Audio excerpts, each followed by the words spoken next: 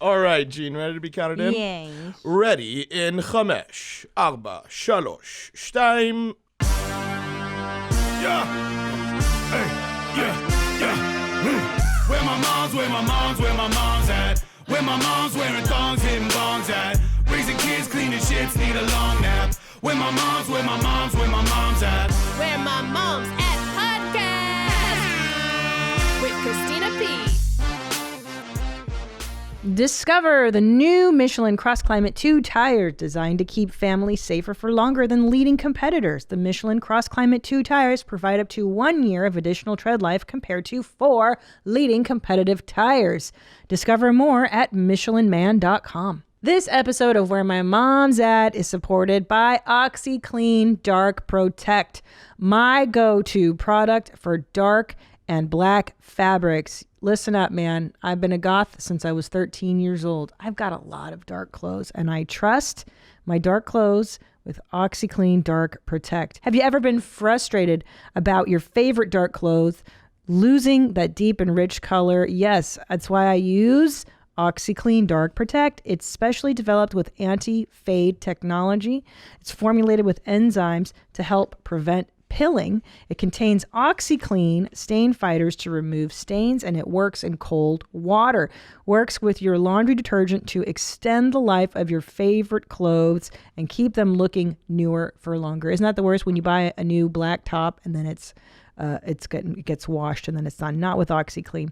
You've got to try OxiClean Dark Protect for yourself. If you want to work your magic with OxiClean, go to oxyclean.com/tryme and order a free sample. That's oxyclean.com/TRYME for a free sample while supplies last. OxiClean, work your magic. I was up at 3:30 in the morning. My older boy came in with a nightmare, as Bert Kreischer says. What a dork. And of course, he was I was so sad. He was crying. I don't know what he was dreaming about. And then he's like, I want to sleep with you. I want to sleep with you. And I was like, oh, shit. All right. It's so cute in the moment. And so he got into bed. And of course, like, my eyelids twitching just even talking about this. And then every time I would fall asleep, because I was on my 2 milligram Tina, I was really like, I was having one of those nights where I was so thankful to be asleep, you know, when you're like, God, I love sleeping. Sleeping's I've given up on eating as my big comfort, and I've just moved into getting high and sleeping. So I was so stoked to get into sleep last night. And then he comes and he lays down, and of course, dude, this little fool could not fall asleep. It was like every time I would drift off, he'd be like, Mommy, Mommy, Mommy, Mommy. I'm like, oh my God, I'm going to kill myself. And then, but it was cute. You know, he keeps wiggling around. Little boys, wiggle. Little kids actually they can't fucking stay still. So at one point, though, in the night, he goes, Mommy, can I hold your hand? And I was like, oh my God, like that moment when you're like, yeah, I love you. It erases all the suffering, because parenthood, I would argue, is like, I don't know, 60 to 70% suffering, and then that cool margin of just like, oh, can you hold my hand? Of course you can hold my hand. You can take everything. I love you. I love you. I love you. I love you. Or like when my 2-year-old puts his little arms around my neck, it's like, it's just the best. So I feel like I don't talk about how adorable having kids, you know, it's actually really fucking adorable. That being, I did not sleep since 3:30 because he didn't go back to sleep until like 5:30, and then my husband woke up to go for a gig around that time. It was a nightmare. But anyway, all worth it because he wanted to hold my hand in the middle of the night. I've been hearing the word mommy so much lately. It's like, I think both boys get real ramped up with it. Like, mommy, mommy, mommy, mommy, mommy. Like, there's a time in our house, like the 5 o'clock hour, where they're both super tired and whacked out. And then the momminess ramps. Mommy, mommy, mommy, mommy, can I have a treat? Mommy, can I watch cartoons? Mommy, can I watch Oddbots? I'm like, oh my God. So I found this great TikTok. This mom is trying to eat her dinner. And if, you know, I think every mom relates to this poor woman. She's just like, and it is always when you're trying to focus on something like We're sitting down. We finally, like, we both had these bomb ass meals in front of us, Tommy and I, and the kids had already eaten. So they were like running amok. And it's like they sense that you don't want to pay attention to them. And that's when the chaos really cranks up. Like, that's when the 2-year-old will open and shut the trash can and pull trash out and then go to the microwave and push that button, open it, shut it. And then the 4-year-old is outside, you know, throwing rocks at the dog. And it's like they know you need to chill and they won't have it. So this is a great talk for anybody that is a parent. Play this. This is so fucking great, this woman. Mommy? Yeah? We still Can you sit down, please? You're not done yet. Okay. Yeah, sit the fuck down, yeah. Mommy? Yes. Do we still have some robin cookies? Yes, we do. Mommy? Literally, this is what it is. What are you eating? Kimchi jjigae? Do you want to taste? No. Mommy? Yeah, there it is. Are you doing a TikTok? She got busted. That is literally what it is like being a mom, especially for, I don't know if it's a boy thing, but the 2 little boys are heavy into mom right now and do not give a shit about dad. Like, I have to force my 2-year-old to say good morning to Tom. And he's just like, Daddy doesn't wear a shirt. And then he goes in there and he's just not interested. They're not interested in dad. It is all mommy all day. So I think it's important to conserve my energy right now and to really be there for them. You know, I feel like it's important when you realize the role of mom. It's like your job is to sit there and just hear them say mommy 5,000 times a day. Like that's the gig. And even going, you know, we went to a restaurant yesterday, just the boys and I, and just the simple task of parking the car and then getting out the stroller and then putting in 2 seats, the double stroller, click, click, click, click. And then I see the cars rolling up thinking that I'm leaving and I have to be like, oh no, this is gonna, we just got here, bitch. Like, don't even think that this is your spot. And click, click, click, click. Finally, you get that in. And then to get the little one out first, put him in. He's screaming because he doesn't want to go in. And he finally does. And then the big one, he's screaming. And then you have to bribe them to sit down in the thing. I'll get you guys ice cream later. And, you know, it's just like everything takes so long because you're on kid time. And kids dawdle. Is that the right word? Dawdling. Chris Larson, are you there? Yeah, I'm here. Right? Like they dawdle. Is that the word? Or Yeah, they dilly-dally. dilly-dally. Kids just dilly-dally, man. They got no sense of urgency to do shit. It takes like 20 minutes. Just like put on shoes and socks. Put on shoes and socks. You have to say it 5,000 times. Put on shoes and socks. Put on a jacket. No, I don't want a jacket. Put on the jacket. You're going to catch pneumonia. You might fucking get... So you really like, for me, it's just an exercise in, you know, they always say stay present. Just stay present. It's like a fuck off. It's just, what you do is you eat an edible and you just, what I found is like, I just have to stop the anxious mind of like, okay, let's go. Like just surrender. You surrender in every endeavor. Like, you know, just everything. Every fucking minute is just reminding yourself that like, they don't operate on my time. They operate in their time. And like, that's what makes my eyelid twitch for years. You don't get shit done. You cannot get shit done. So anyways, so they're super cute.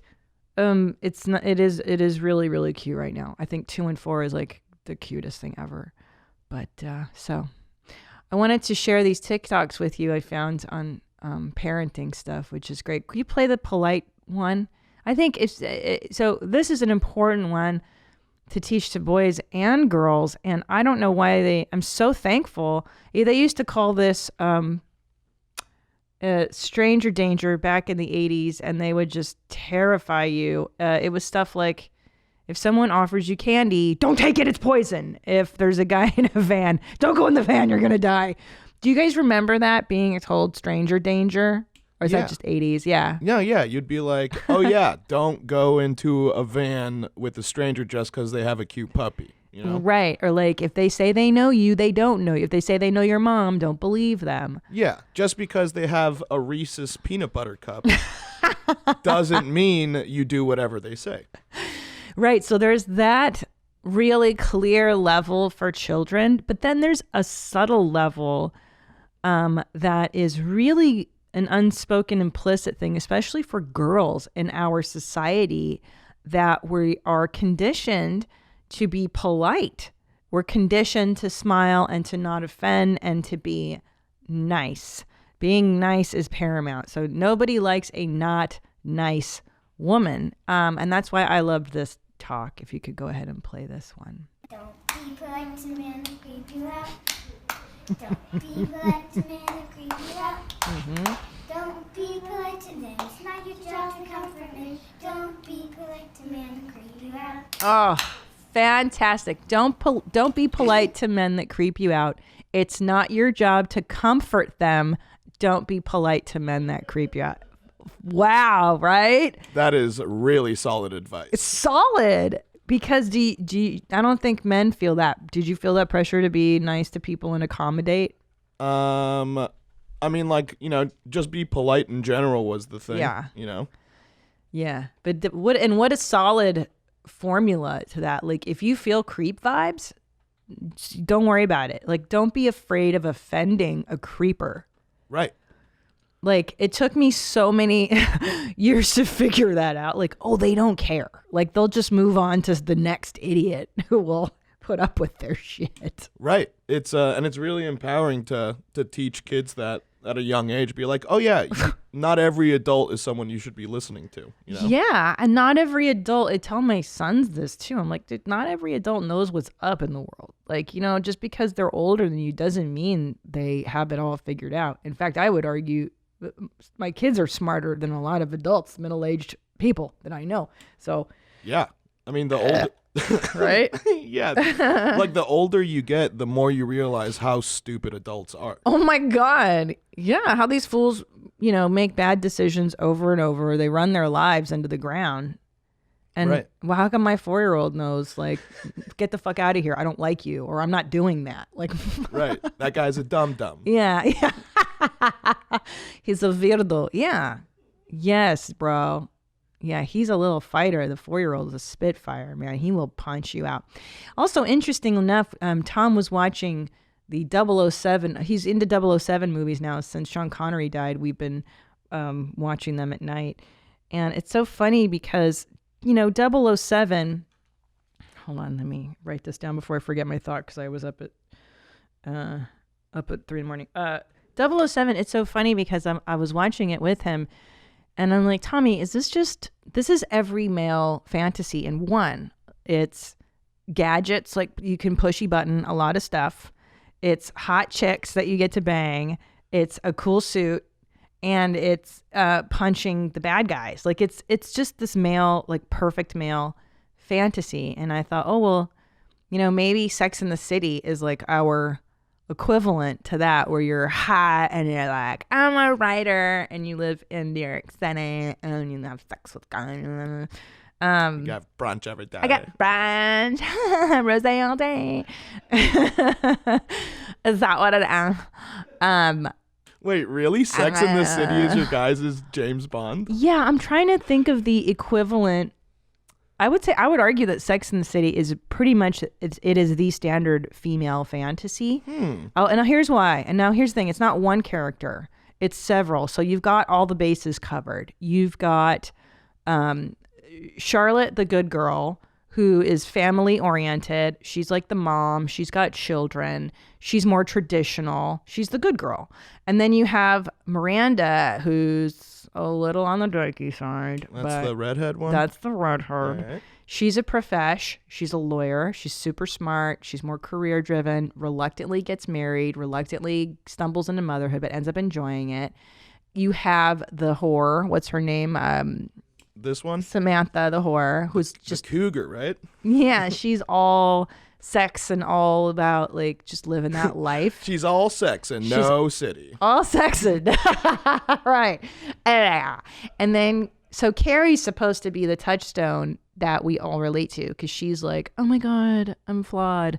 And she's a writer and she has Manolo Blahnik shoes, which I mean, I don't even know how that bitch afforded all her $800 shoes because she worked as a writer and her apartment was huge. I have no idea how she afforded any of the clothes she had. And you'll notice too, this was written by a gay man, this series. So they all talk, act, and dress like gay men. It's so fucking weird. And you guys don't know the show as intimately as I do, but there's something so compelling about Sex and the City for women. It's like the clothes, it's the friendships, it's her flawed relationship with Big, and it's just perfect. This is the female equivalent of James Bond. But I don't know. Let me know, women. That's so weird. Yeah, it's everything. It's like the fashion, and it's like you want to be that fabulous New York City girl. I would have thought that the new Mad Max Fury Road with Charlize Theron was made for Charlize was Theron. the female James Bond. Well, that's the thing is that we don't have the same, but that's the thing. The wish fulfillment is different. I don't want to be that. You don't relate to half of your head being painted black, right? Like, but I'm saying that this fantasy is a male fantasy. I'm not saying that women don't like this movie or that she's not dope. I see. But for us to be in a dirty world, like an apocalyptic fantasy, it's not the dominant narrative for us. Then I see the problem with this one. It was written by a straight guy. If Mad Max was written by a gay guy, then it would have been more geared for the way you guys think. Yeah, glamorous. But I do like Charlize Theron. She did this one movie where she was in Berlin in the 80s and she was a spy. Fuck, what's this movie? It is such a beautifully done Atomic Blonde. Wow. And she's just so gorgeous and she kicks ass. And that, I would argue this might be like the female Bond, which by the way, they're doing a female Bond, which is whatever. Who cares, right? Give me my own. I don't want to be a derivative. You know what I mean? Like, that's like when comedians are like, oh, she's the female Dane Cook. Like, dude, no, let her be her own person. Why is she a female derivative of a male?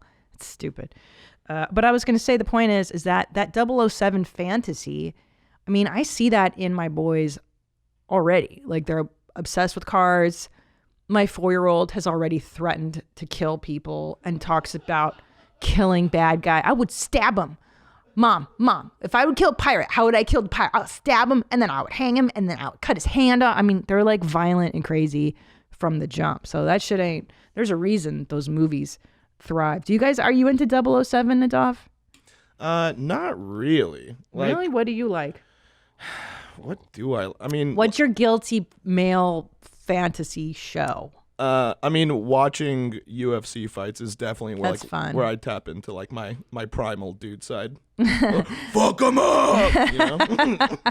And do you like the kicky punching? You like to see I love the kicky punching. I love seeing the lights go out, you know?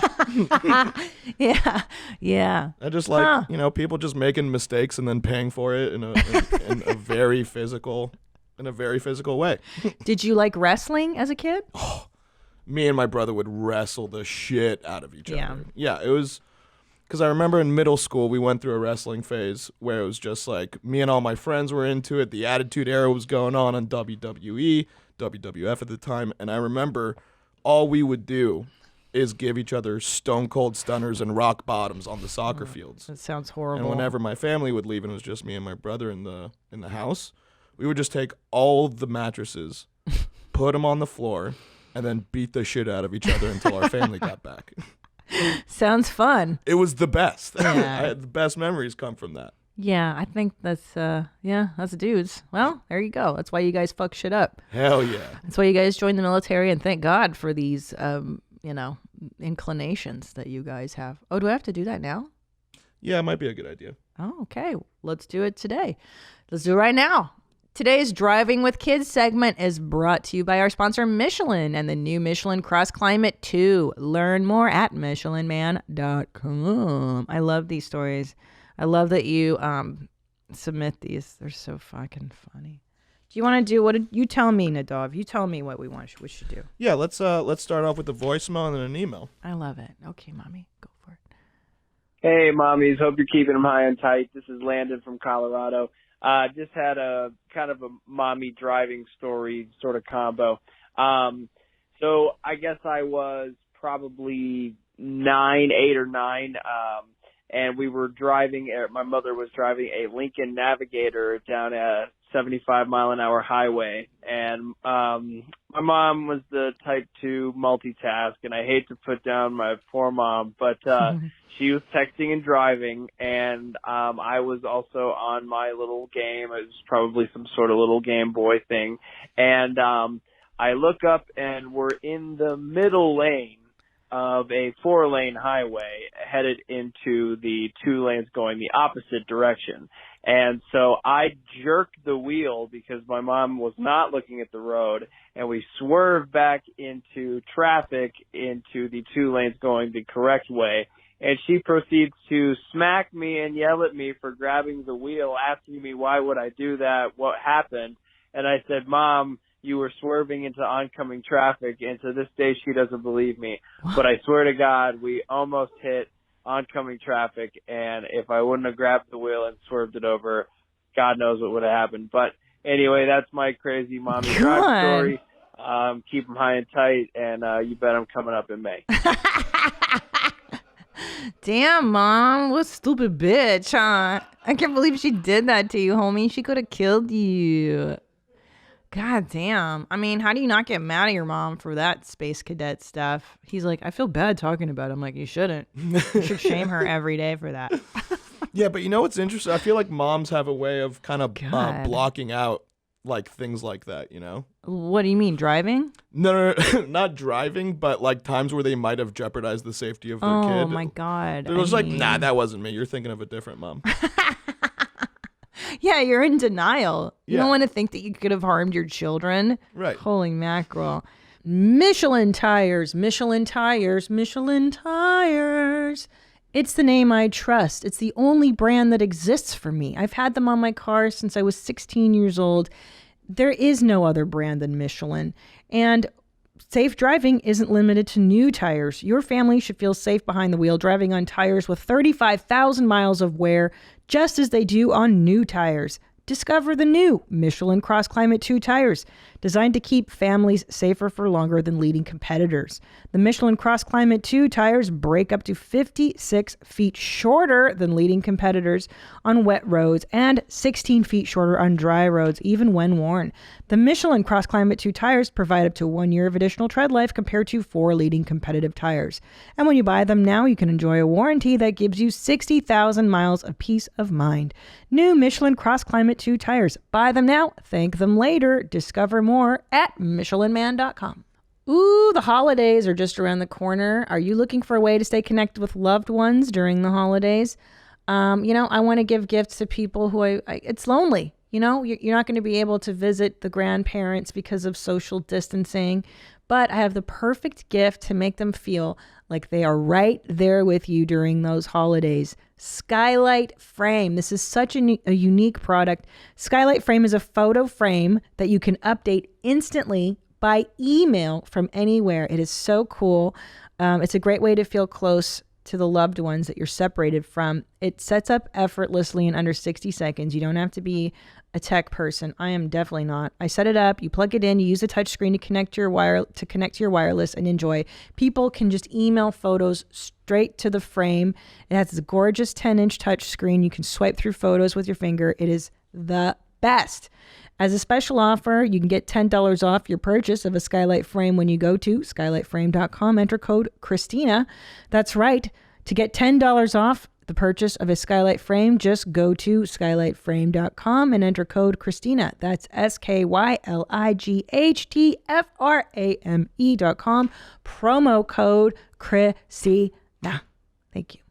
You know, I have a driving memory too. I remember this is like in the 80s. My dad always had Jaguars, these gorgeous, you Google Jaguar XJ12L. I still am obsessed. Why is it that you're always obsessed with the car that your dad had when you were XJ12? Oh, look at that. Sexy car. It could be mine for $1,900 now.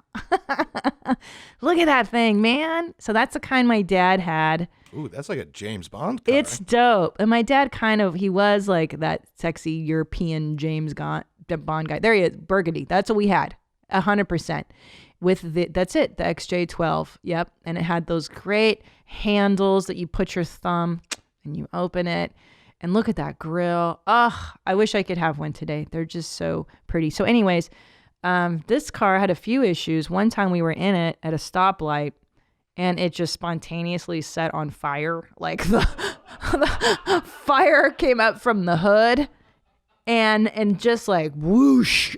The windshield, there was just a blaze of fire. I was in the back seat. My stepmother was in the passenger seat and she couldn't open her door. And then I had to get out and let her out. And the car just set on fire on Ventura Boulevard. That was wild. Yeah, I forget what happened. My dad's a mechanic too. And so he had just like fixed that car. And he was, I remember we were driving and he was like gunning it and he could hear that the engine, something was up. So he was like testing it and gunning it and gunning it. And then we were at the stoplight and then boom.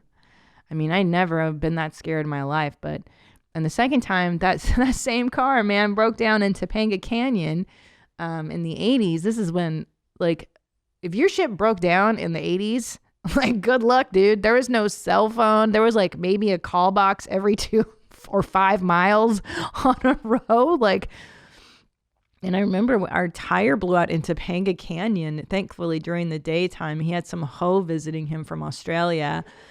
And like some random slut. Like there was always some random woman along on our journeys throughout the world. And back then, you just waited until somebody came by and was like, do you need some help? And you're like, yeah. All right, well, I'm going to tell the guy at the gas station, 5 miles up that you're here. Hope they show up. And then we stood there for, I don't know, it felt maybe an hour. You sit there on the side of the road waiting for someone to save you. And they did back in the day, which is just bananas. It was like that up until recently too. I know. Like I remember in middle school, like I had a carpool where it was me and then our neighbor had 3 daughters that went to my same school. So she would drive us. Like my mom would take us to school and then they would bring us back from school. And I remember like the youngest kid was always in the back seat and she was just like a wild one. She would do all this crazy shit, drawing on the like roof of the like the ceiling of the car and stuff. Like you're just fucking shit up. And so I remember the mom that was driving, she would like, is that window open? I could swear a window's open. And everyone's like, no, the window's closed. And she like wanted to look for herself.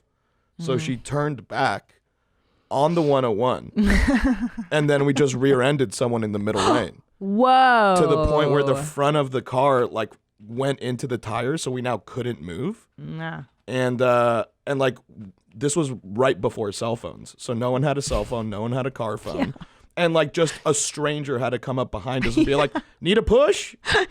And then he just rammed the car until we got off the freeway, and it was just like I can't imagine what my mom felt like when she heard that.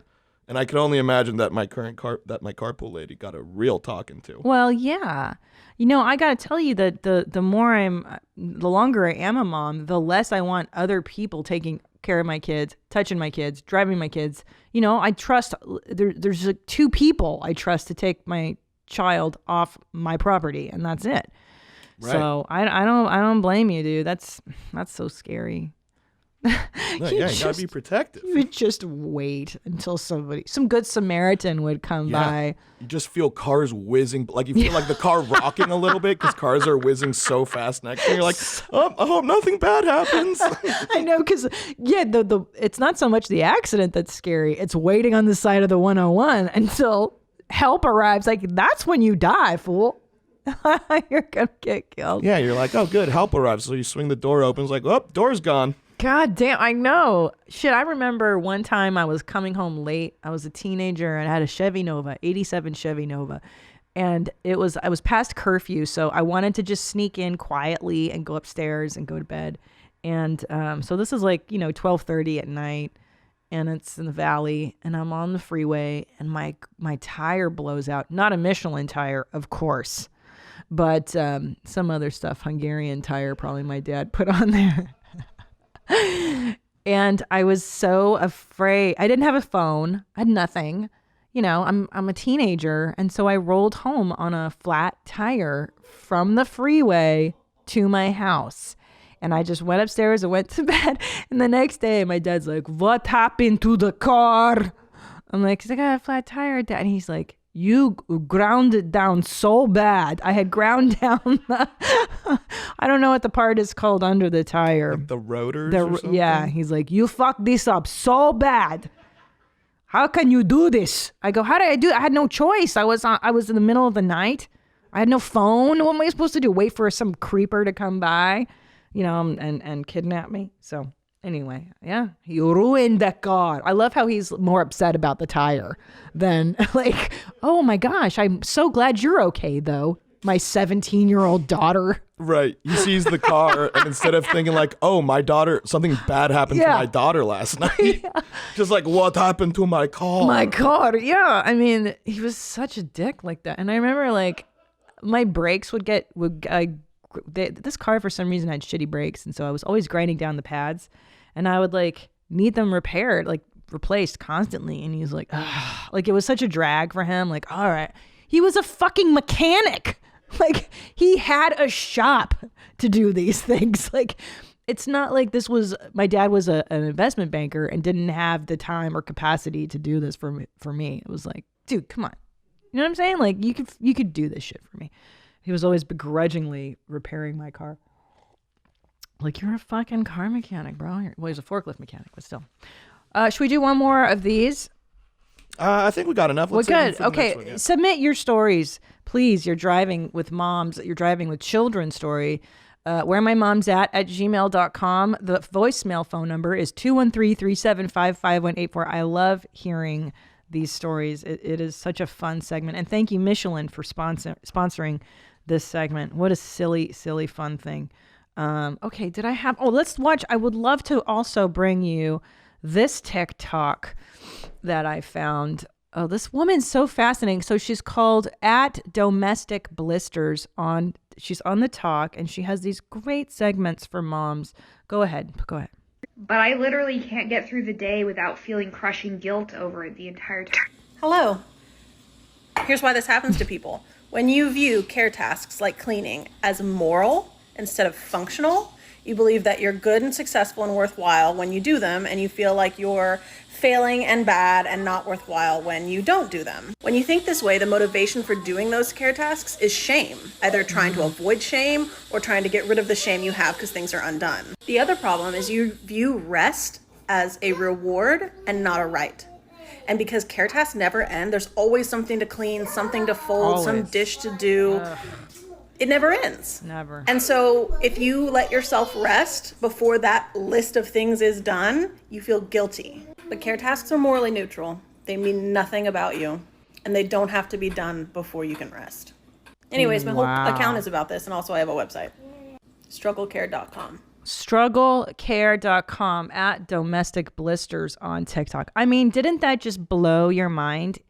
Hearing it put that way. She says that care tasks, which is what it is to be a mother, right? You're constantly caring for, feeding, cooking, and cleaning. There's this great joke that Phyllis Diller had. She said, trying to clean up after your children is like sweeping while it's snowing, meaning that like it is just a constant flow of filth and dirt, and it's just one mess is cleaned and then another one begins. So I think the idea here is that it's a marathon. All of this stuff is a marathon, and to not judge it from a moral perspective. Because I've had friends in the past go, oh, Christina, so like, what do you do if there are dishes in the sink at the end of the night and you're so tired? And I go, I fucking leave them there. I don't care. Like I will go to it after I'm rested. But that's because I'm a disgusting animal. I am not really good at being a lady. I don't care. I don't fucking care. Like I've always been bad at taking out the trash. My stepmom used to constantly berate me. She's like, you don't see trash. You don't see this is disgusting. And I'm like, no, I don't fucking care. I don't care. But I do think so many of us get caught up in the thing of like, oh God, I'm a bad mom if the house doesn't look perfect. I'm a bad mom if, the lunches aren't made just so, and if I haven't done everything. And it's like, dude, it's such an ongoing task. I think the important stuff is like, did you spend a good moment with them? I'll tell you what too, like when we had lunch yesterday, we fucked up that restaurant so bad. Like I brought a picture last time, like, bro, there is shit everywhere. And I normally I'm like, just seat me in the back because I don't want to ruin people's good time. I didn't yesterday. I was like, you know what? Let it ride. I don't give a shit. And these two elderly like women next to me were totally eyeballing us, just eyeballing. And I'm like, I'm sorry. This is my life. We're disgusting. And I just tip out the waitress. They were like, how dare you eyes? I get it. Before I had children and I saw people with small kids in restaurants making a mess and being loud or whatever, I'd be like, God, get your shit under control. Like, what's wrong with you? And then you have them and you're like, I don't know if I can't. What am I going to do? I thought elderly women, their kryptonite is like young kids. Like, that's what makes them like, oh, look at that. Oh, not these two broads. These were like... These were like highfalutin. You could tell they were classier than me. They were definitely they were so fancy. And yeah, I have a fanny pack on and I'm my toddler sitting on my lap and I'm eating a cheeseburger over my toddler's head. So all the drippings are dropping on Juju's head. Like there's hamburger juice all over my son. But anyway, just embrace the mess if you can, and that standard of imperfection. It is so hard. It's been a real struggle for me in the last, 5 years almost now being a mom, of just letting go of that. The idea that I'm doing it wrong. I had Riaz on here, our gay Muslim dad, and he goes, I feel it when we're on the playground. The other mothers looking at me, and I feel them judging me like, oh, if there were a mom here, he'd be doing this better. And actually we had him over at dinner the other day and he brought this up again. And I said, Riaz, I hate to tell you this, but I think every parent feels that way. And you're always going to have some bitch eyeballing you. Like you're not doing it right. Or how dare you? And like, whether or not you're a man or a gay dad or whatever, there's always going to be some bitch eyeballing you in life. So you just have to like, Phyllis Diller called it, she put on a cloak of feathers. I love this analogy she had. In case you can't tell, I'm obsessed with Phyllis Diller. She said, I always put on an imaginary cape of feathers. And I imagine that these feathers protect me as a shield from other people's negative comments or vibes or whatever. So there you go. But care, task, morality. What an interesting idea. And I think too, it's embedded maybe in the idea back in the 1950s when women were truly quarantined to the house, that maybe that was your pride and your joy, right? Is having a clean home, and husband gets home and you make him a martini and the dinner's on the table and the children are dressed, and that was her job, is to have it just so. And I love now that standard, thank God, doesn't have to exist for us, because I certainly cannot uphold that. And I just surrender to the shit show that is my life on the daily. Okay, let's do some follow-ups. And you know what I always think about, and I don't mean this negatively, is whenever I think to myself a negative thought like, my clothes are shitty today, I'm fat, the house isn't clean, my kids aren't great, nothing's perfect, I always think to myself, this is going to sound horrible, but I do. I go, would a man think this way? And I have to tell you, in my mind, the answer is no. And correct me if I'm wrong in the booth, but I don't sense, do you judge yourself? Maybe you do, Nadav. You're pretty fucking neurotic, but... Yep. But I'm saying, like, my husband can put on, I mean, we took photographs last week, and he put on the wrinkliest, covered in filth shirt. And, I'm the one at bed at night going, gosh, am I paying enough attention to the children or there? And he's like, yeah, you're fine. You tell me, but you're neurotic. Yeah. No, yeah. It's I'm only comfortable if I'm flogging myself, But I'm working on it. I'm getting better at not doing that to myself. But yeah. I don't know, like what are some thoughts? Like what are some thoughts that you had where you checked yourself? Yeah, constantly. I mean, other than the wrinkly shirt thing, because that's also Yeah. definitely something I would not care about. Right. See but that's what I mean. I think because I was so self-critical for so many years that it really just became an exercise in forgiving like every aspect. You know, this jacket's too blue. My hair is all fucked up today, and it is. It's filthy. I haven't washed it in 5 days, or Oh yeah, not being perfect. You know. Yeah, if I have a bad hair day, Oh. I just look in the mirror and I'm like, I should probably get a haircut soon. Yeah. And then I just don't think about it again because, I mean, I do not pay attention to my hair. I don't pay attention to anything. I just make sure I don't stink when I leave leave my place in the morning, and then everything's good after that. But I think also in terms of work, like I watch my male peers in comedy, and like, well, especially Tom, like he'll just putting out a sketch or putting out a video or putting out a podcast. And, you know, when I get too self-critical, I'm like, yeah, but dudes do this shit on the daily and they don't fucking flog themselves. Do you know what I mean? They don't worry like, oh my God, are they gonna, they don't seem to be as insecure about stuff, but that's just my projection, I guess. Right. It's just like, whatever. I got to get this done. I want to get this done. Who cares? Yeah. It's like, fuck yourself. I'm doing me, dog. That's it. Fuck yourself. I'm doing me, dog. Yeah. I think that was really hard for me to learn for so many years is fuck you. Say it again. Fuck yourself. Fuck yourself. I'm doing me, dog. Yeah. That sentiment does get easier with age when you're just like, I'm going to be dead soon. Like, I'm going to be on my deathbed. And am I going to really worry about people on Twitter who don't like a tweet I just put out or like a video I made?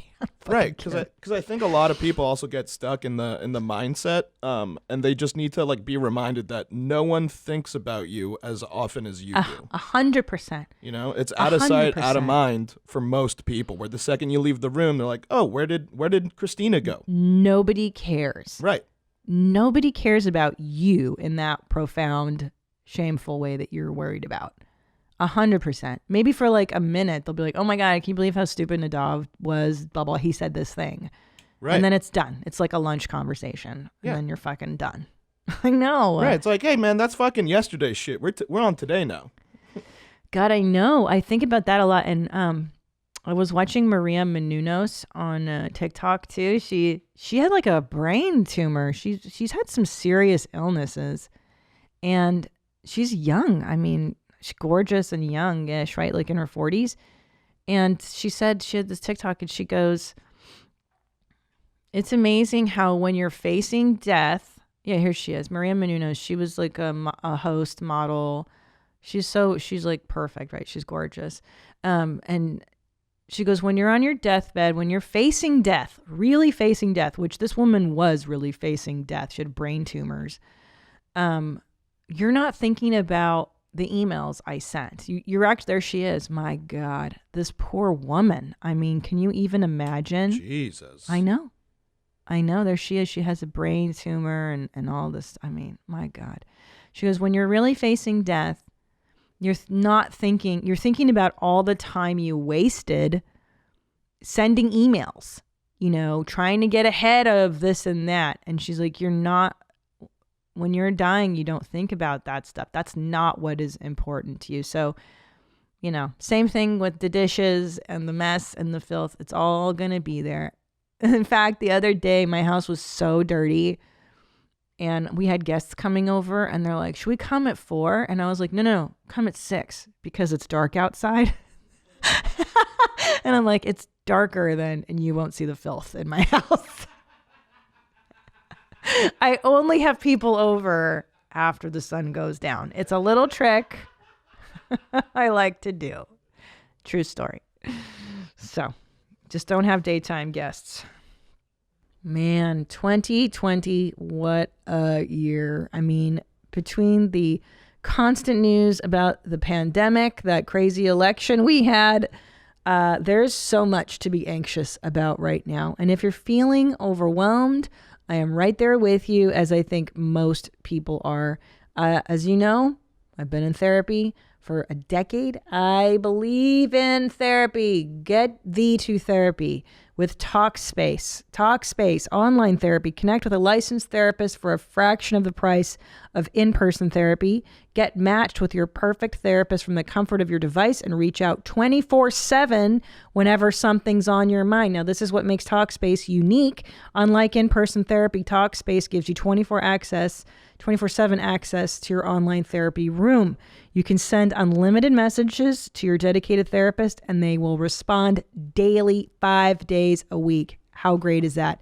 The bottom line is that we all need someone to talk to. TalkSpace wants to give us the support we deserve at a price we can afford.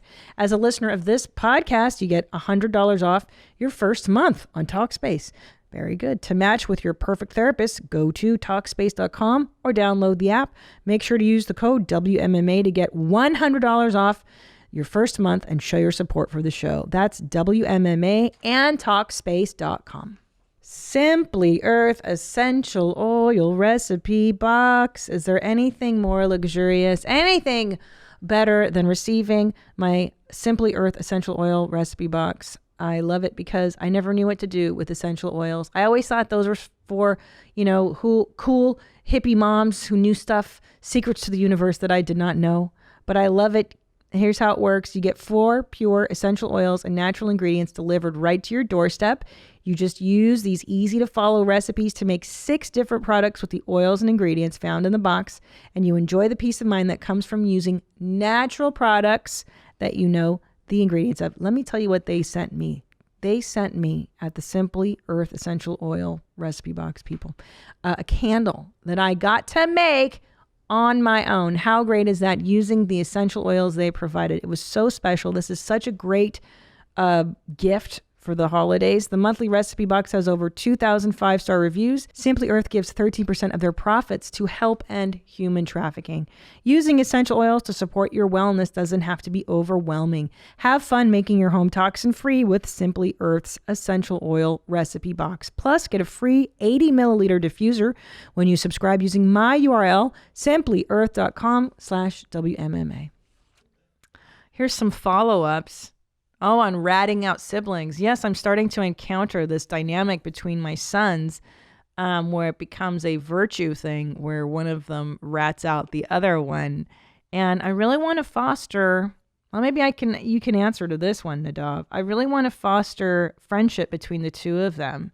What can I do to encourage them to be allies and to bro down? Like, I want them to be buddies? Ooh, that's a good question. Because, they will rat each other out. I feel like my sisters ratted me out when I was a kid. But me and my brother were super close. So how did that work out? I think it's just because it's like, me and my brother are a lot more similar to each other than me and my sisters. Oh, and my sisters are like similar to each other, and me and my brother are similar to each other. In age, you mean? How old is your bro? No, it was boy, girl. And my brother is 4 years older than me. Oh, gosh. So that's quite an age gap. Yeah, but it was also kind of like, it's like it was the older brother type of mentality where it's just like, looking up to my brother and stuff. And I'm sure that's what Juju, looks up to Ellis like. Worships Ellis. Yeah, so they're already on a good track. Okay. Yeah, I don't think there's much that you need to foster. The fact that they're both boys is already something that they'll connect on. I know. Because they have the same impulses. Yeah, they really do. Yeah, they can't wait for mom and dad to leave the house so they could put all the mattresses out and beat the shit out of each other for a couple I know hours. They will too. I can't wait. But Juju's a little hoss. He's big. He's built like Tom, and Ellis is built like my dad, like long and lean. So Juju's going to be a gentle giant. He's going to be like, nah, bro. He's going to know how to use it. Yeah, he's going to be like, fuck you, man. No, yeah. I remember me and my brother were fighting so much when we were little. I think I broke my arm in the 3rd grade. What? And holy shit, that's when the tables turned for my brother. Because cast is like just a fucking weapon on your arm now. And I won a lot of fights in that period. Did your parents know you were doing this to each other? Yeah. But they're Israeli. They're like, yeah, this is kids. This is boys being boys. This is how kids kid. Because I'm not so sure I would let my sons beat the shit out of each other to the point of a cast. Look, no. My brother didn't break my arm. Oh, I was like, Wow, Nadav, you guys are really harsh on each other. Yeah. No, yeah. I broke it at school. You know, I like fell off the monkey bars and I broke it. Oh. And then I just started using that arm monkey to fuck bars. them up. Yeah. How many injuries do we get on those old school playgrounds, bruh? I think so many. All of my childhood injuries came from gym equipment. I cracked my head open on. Yeah, I remember. I was in preschool. Oh my God, I'm actually just remembering how much turmoil I put my mom through with that. I would die. Because it was in preschool, and I actually this might be my first memory. I remember I was going up like some monkey bars that are curved onto like equipment. That Yeah, you, like, I know you're talking about. Like a curved ladder, kind of. Like this, right? Like a dome, kind of. Right. And so I was trying to go to the top, It's and just I had evil. a shovel in my hand. Oh, And I remember my teacher being like, Nadav, that's too heavy for you. This is actually crazy. I can't believe I remember this. She's like, Nadav, that's too heavy for you. And I remember being a boy and being like, shut the fuck up. Shut up, stupid bitch. Stupid bitch. I'll do whatever the fuck I want. And I get up and I literally start losing my balance when I'm on the top beam. Oof. And I just fall backwards. And then my head just ping pongs between two bars. And my scalp splits open. I'm bleeding from the head. My mom shows up, has to take me to the doctor to get stapled. Fuck. And she still tells me this story where she's like, she was holding her baby boy, bleeding out of his head. She is starting to lose color from her face because she's realizing how terrible it is. And then the doctors were like, noticed it, and they're like, do you need some water? And so they brought like some water for her. And then as she was about to take a sip, me being a shitty little kid was like, I'm thirsty. So then she gives me the water, and then that's my first memory. That's crazy. Yeah. And you're obviously not okay from that injury. Absolutely. I think That was I'm still feeling formative. the effects today. Yeah. Yeah, it was a formative brain injury. For sure. There's no way that's why you work here, your brain injury. Yeah. I guess I just like to thank my lucky stars that I ping-ponged my head at such a young age. God damn. And did you have to go back for like brain testing and stuff? Nah, I think it was just like a set it and forget it type of deal. I think Set it and forget it. It's the 80s. They You're stapled you up, right? And then they took the staples out and they're like, what else are we supposed to do? I mean, the thing's done. It's fixed. Oh my God. And that's so devastating because you're so young and everything's still forming. I would just die oh my God, please. But now they don't have that equipment, man. Like will you Google like 80s playgrounds? This was stuff, it was all metal, and I don't even think they had mats. Yeah, it was all metal. It's just rusted metal Rusty bullshit. shit. Oh my God. Look at this, dude. Oh my God, there's so many things you could bang your shit on in this shit. Bro, I fucking played on, what's that thing called? That thing? The merry-go-round? Yeah, dude. The merry-go-round? That shit that goes around, and it was metal, and you would Homie, you'd centrifugal go force. so fast on So it. fast. Anytime you were on that. I remember as a kid, I'd stay away from it. I'm like, nah, I get hurt every time I play on Every that time, thing. bro. Every time. Dude, back in the day, there was just a bar. Look how tall this this fucking shit thing, is. dude. Oh my Shit God. is so dangerous, and it's metal, you guys. So I knocked out half my left tooth on a playground like this. Just metal, like a ring hit me in the face, and that was it, dude. They used to just have a chain with a metal ring, and they had 5 of them, and everybody would swing and hit each other, and there was no mat. After a girl split her head open, like similar to what you did, they put mats down so that the kids don't just fall on concrete. I mean, you just fell down onto concrete. You cracked your shit open. Yeah, I remember. Look at this. I remember when they introduced wood chips. And I was Yeah. like, whoa, Whoa. where the fuck did this come from? I'm like, this is for safety? Why didn't we have this? Pussies. Yeah. I mean, look at this. Welcome to Redland Skate Park, Pussy. Yeah, dude. I mean, look at this motherfucker. Okay, they had grass. First of all, my playgrounds were never on grass. The shit was on concrete in my elementary school. And remember too, like a metal slide, how hot that shit was in the summertime. You get fucking burn blisters and shit.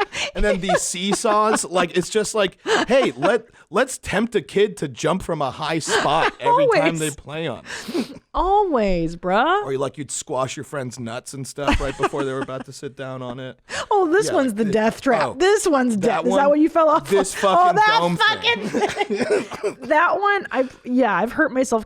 That is so dangerous. for kids. That is so fucking dangerous. The dome that looks like a I don't even know what that. Oh. Oh my God. This looks like that 1940s skyscraper picture where they all eat the lunch on the girder. But it's kids play. Look at them. They're just sitting on top. It is so high, but that's how it was. Like, not this extreme. I think they lowered it about half. By the time I got to that, I mean, look at this shit. Right. I feel like the mentality was just like, well, if we don't make it fun enough, then they're going to bother us after 10 minutes. So make something fun enough that keeps them occupied for like an hour. It says, when playgrounds were deadly. Hilarious. So deadly. And at least that's on grass. Look at that. Look at the slide, that hot ass slide. Whew. Okay, so there was even, I remember at my school, my elementary school, there was just a bar, like a fat bar, Nadav, and it came up to your chest when you were a fourth grader, right? Chest level is just a bar like this. Just a bar. And I remember... Did you do like pull-ups on or something? No, it was chest height, sorry. So like all the girls in my class would get on it and you would put one leg over, you would hook your leg over, and then you would do flips. You would just flip and flip and flip and flip, kind of like what this girl is standing on, a little bit like, but a single bar. And flip and flip and flip and flip. And then we figured out, and not only that, there was no padding, just concrete. So if you were to flip and conk your head, you're dead. If you fall, you're dead. And then we'd come up with things like, oh, I'm going to do a star shooter. And then you put one leg up and then fling yourself out and down onto the concrete. And like, a girl cracked her head, obviously, doing the loops. And then they were like, okay, no more looping, guys. We're not going to take this thing out. Just don't do that thing anymore that you guys were doing. Like, no one gave a shit back in the day. Wow. But boy, how much fun did you have as a kid? So dangerous. Unprecedented fun. You could never have that kind of fun again. No, I got to tell you, one of my favorite things, first of all, even just riding a bike. Remember when you could just ride your bike through your neighborhood? Yeah. Free. Just free. Mm-hmm. I lived in Canoga Park, behind Pierce College. This is not a good neighborhood now. But back in the day, it was a pretty decent residential neighborhood. And I would ride, my dad got me a black BMX dirt bike, which is not what I wanted. I wanted a pink bike with streamer, like a banana seat, like a normal girl. Right. You wanted a girl bike. Yeah. He goes, this is better bike. This is good bike. I'm like, this is not what I want. It was like a dirt bike, like a mongoose or whatever the fuck. And so the other boys there were boys in the neighborhood and they're like, oh shit, like she's ride or die. You know what I mean? Like they saw my gear. And I would just roll with this pack of degenerate like valley kids. And and like one of them was like, we'd ride to the liquor store and just buy Now and Laters and candy and fake cigarettes, or ride into the wash. We would get into the LA River. They call it the river, but it's really just a sewage pipeline, right? Isn't that right? The LA River. An it's not a river. Sewage pipe.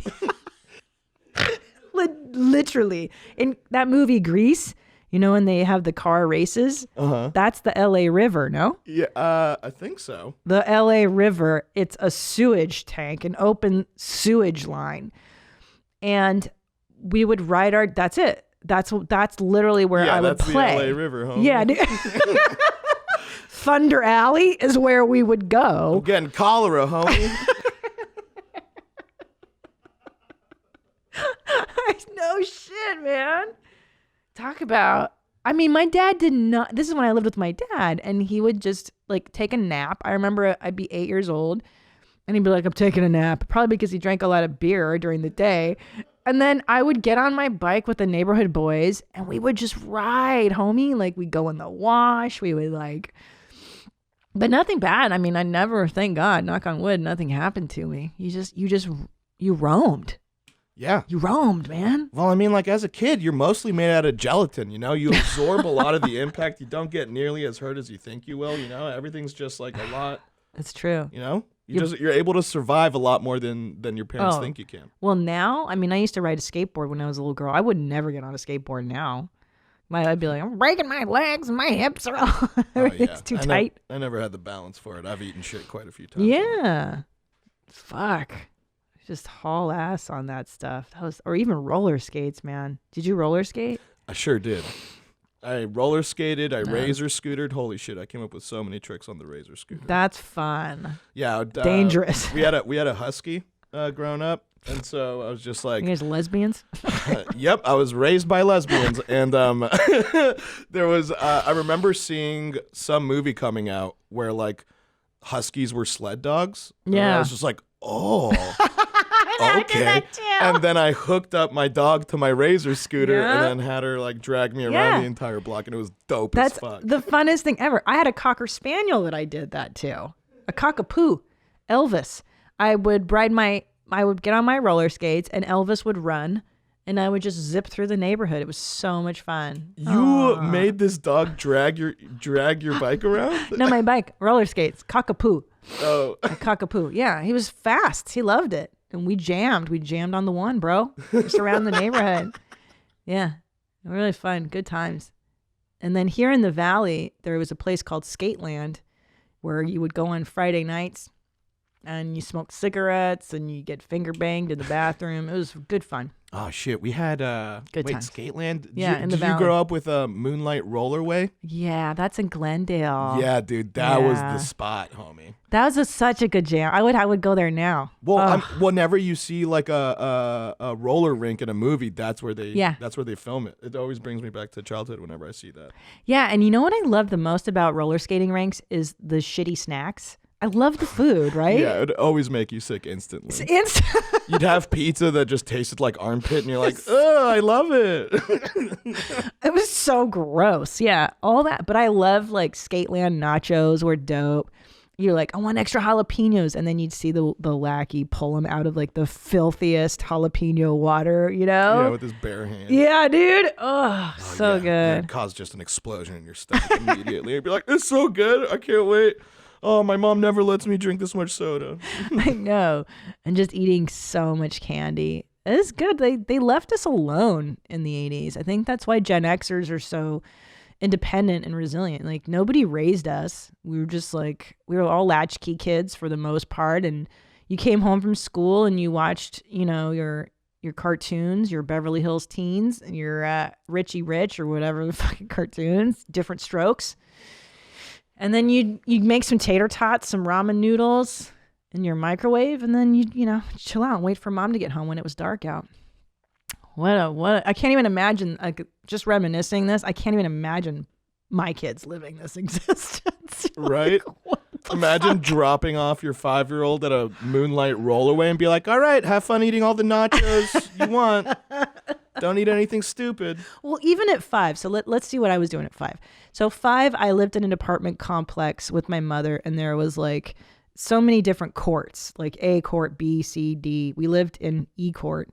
And she would let me roam. I was 5 years old and I would run through these different courts and I would, you know, pull up snails and flowers, and I would go see the teenagers at the playground and watch them smoke cigarettes. And then I would go, you know, roller skating through. And the only rule was come home when the lights were on. And that was 5. And I guess she felt safe that nobody would kidnap me or molest me in this complex, because it was really a community of single mothers primarily and immigrants. It was mostly like Armenian families, Persian families. Yeah, lots of immigrants. It was fun. That's so Israelis, funny. Lots of Israelis. Abba! Ledin! You definitely got the first half of that right. God, that's their name, Ledin. That was somebody's name, is Ledin, right? Adan is one. Abba! Yeah. Abba means dad. Yeah. You got that. I heard that one. No, yeah. My only rule when I went out and played is just stay away from that house. They don't like Jews over there. Like that was the only rule I had. Yeah. Yeah, that's so wild, man. God damn. It was weird because I don't know. I don't buy it that there's more danger in the world now. I just think we hear about it more because, right. Yeah, there was creepers back in the day. Over-reported now. Yeah, it's become really, it's become marketable to report these these weird stories. Because I believe on the whole that human beings are pretty decent when push comes to shove, you know. Right. And I think every year that passes by continues to be the safest year in human history. Yeah. Like, it's always been where it's just like, man, it's rare to meet a 23-year-old that's alive. Like people, like life expectancy was just like, yeah, as soon as you're not a teenager anymore, like get ready to die. Or just crime and danger and I mean, fuck, I grew up in this big city and I was on the bus going to Hollywood and everything at like 13. Nothing happened, thank God. And I don't know, man. I think people are okay. So let's do some follow-up emails. This is about ratting out siblings. I'm 36 and I grew up with 5 siblings. We always ratted each other out to the point where it got us attention from our parents and was likely encouraged to do the ratting. Rather, it became an unspoken way of encouragement. I have to say, it made us all resent each other like crazy. Bitterness, cattiness, and shitty behavior became the forefront of my family. To this day, we hold generic grudges, and I'll bet my ass it's from that shit behavior. High in tightness, XO Lindsay. See, that's interesting too, because Ellis ratted out Julian yesterday, and I kind of didn't feel good encouraging that. I wanted to explain the saying, snitches get stitches. Yeah. And I told Tom that. I go, should I explain snitches get stitches right now? And he's like, nah, it's too severe. I go, well, I'll tell you what, because back in the day, I went to this Lutheran school, and if you were tattling, they would pin a tail to your butt and call you the tattletale. What? Yeah. They would shame you and call you a tattletale. Holy shit. That's what you Christians do to each other? Jesus Christ. And this was Tell this to nobody. And this was a Lutheran school. The Lutherans were pretty cool. And if you swore, they would put Listerine on a cotton ball and make you suck on it. So I got that one quite a lot. Oh, you get all fucking faded at school. Bro, I got that Listerine shit on the weekly. So I never got the tattletale, but I got, the wiffle paddle. They would paddle you for cursing and stuff too. Jesus, we wouldn't get that. We don't do that nowadays, obviously, but that was the day, homie. I mean, there's definitely something in that follow-up email. Like, it's like, if I have any resentment towards any of my siblings, it stems from like, yeah, you fucking snitched on me in 10th grade though. That was really not chill, dog. Yeah, and I don't, because I was reading, or was it my friend Jessica told me, she goes, the biggest, I was reading an article about siblings who become friends, and the biggest indicator of them becoming friends is whether or not they feel the parents liked one or the other more. Does that make sense? Like if there was a favorite? A favorite. Mm-hmm. So in essence, if they felt it. If they felt it. Right. Whether or not it's true, it's the perception of it. So I'm thinking like, so in rewarding the tattling, you are in essence being like, that's a good thing to do, is ratting out your bro. And I'm like, I don't think so. I don't know. Right. I mean, like something that's good is just like, hey, you know what? I'm glad that you like told me that what Julian's doing, but remember, you guys got to have each other's backs. Yeah, like, he's your bro. You guys are bros. You got a bro out for life, homie. Yeah, because I want to be the common enemy, and right now they're competing for mom's attention. Just I think because of the age, right? They're both going through developmental stuff, but I want to be their enemy at some point. I mean the metaphorical enemy, the normal mom enemy, not the. Okay. Well, your boys went to cuddle. Hi, mommy. I just wanted to share. When my oldest son was going into 7th grade, he asked me to not give him a hug or a kiss when I dropped him off at school anymore because it was embarrassing. So I stopped. In less than 2 weeks, I'm dropping him off at school, and he gives me a hug and a kiss. I said I thought this wasn't okay. He replies, I don't care what anyone thinks. I love you, Mom. Oh, your boys will find their way, and there will still be cuddles even when they're older. Oh, thank you. From Kimba. Thank you. Thank God, because I just adore them so much, and I don't even want to think of them being adults yet. It's so sad. I'm already planning what my empty nesterness. I don't want to do it. Oh, you got so long till that happens. I know, but it goes so fast. It goes fast. I'm going to have to get 5 more dogs. I don't want to do that. Okay, here's one. Sunday morning BJ's. Nice segue, right? Ever since you had Beach Queen Pinsky on the podcast, I've been trying to improve my beach game and how frequently I give them. Unfortunately, with the Christmas season coming up, I've had ridiculously long hours at work, and my boyfriend's pee-pee touches have become less frequent once again. In order to maintain the peace around my household and keep my man from blowing a fuse, I decided to take a page out of your book, good, and schedule our dirty time. Now every Sunday morning, I wake my boyfriend up with pee-pee kisses, and he absolutely loves it. It's even caused him to be noticeably less cranky during the day, and he gives me more cuddles every Saturday night to ensure I give it all the following morning. I've also noticed that due to his groggy state, he doesn't last as long, so I can get on with my day quicker, and he can feel just as satisfied as normal. Mackenzie, actually, that's a great point, Mackenzie, is efficiency. And you want to get in and out. If you're not in the mood for that shit, it's maintenance. It's like exercise. Just get it over with, and you're going to be happy you did. Okay?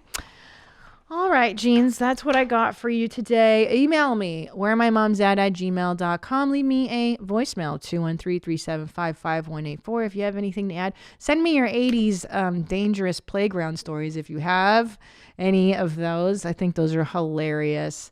And your Michelin stories as well for driving.